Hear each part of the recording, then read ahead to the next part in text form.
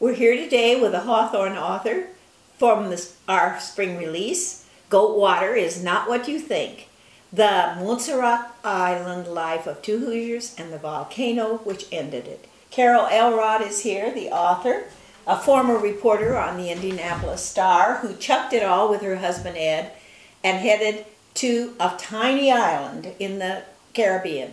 This book is the story of that odyssey they made into a new culture, new friends, and new experiences, only to have it dramatically end.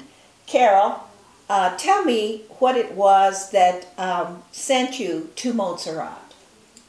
My husband, Ed, who figures heavily in the book, of course, since we were down there together, was invited to go down with a work group from the central and southern district of the Methodist Church to help rebuild houses after Hurricane Hugo. And he loved the island, he loved the people, and we went down then 2 more years for a short vacation, and I liked it too. So we ended up, we didn't think we were going to do this, but as some things happen in life, you just sort of act on impulse, and we bought a house and then proceeded to spend 4 periods of 4 to 6 months before the volcano started acting up. You made friends with people on the island and found them to be charming and personable and helpful. You settled on a part of the island which wasn't just resorts or bed and breakfast, but was in the center of the island culture. What kinds of things did you do to immerse yourself in the culture? Well, we joined we weren't members of the Methodist Church, but we attended there. It was a great big church, and it was sort of the drawing church for the whole area. There were a lot of people that lived there that went to that church.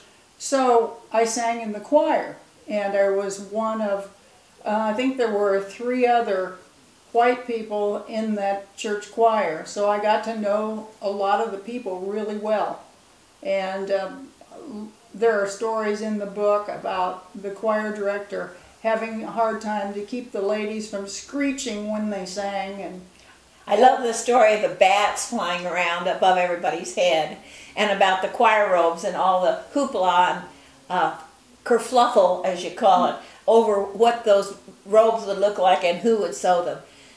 Prince Philip came to the island and the band played off-key. Carol tells all these stories in this wonderful book, and especially dramatic are the stories of the volcano, which the public officials was really not on top of, and which sent everyone eventually having to fly as the descended on the house. So this is a book that's full of humor, full of pathos and of appreciation of a different culture, and also excitement and a surprise at the end as that volcano really came and did a lot of destruction to their dreams and hopes.